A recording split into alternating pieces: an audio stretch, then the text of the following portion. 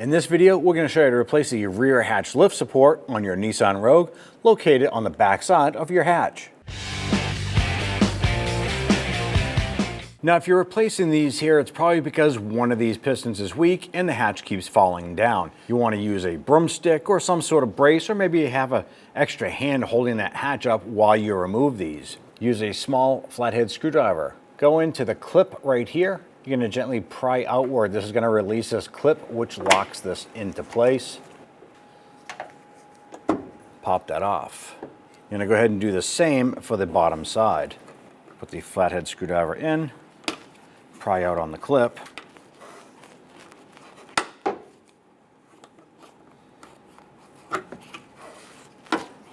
Pop this off. Now, the new component has clips already installed on both ends. All you have to do is line up the base with the ball stud here. Just pull it right on and it locks itself in. Let's go up to the top.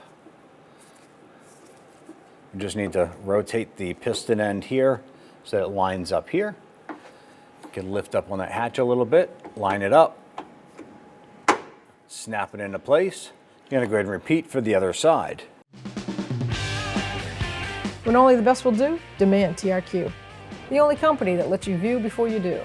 TRQ is committed to offering the highest quality aftermarket auto parts that are engineered for peace of mind. Thanks for using and viewing with TRQ.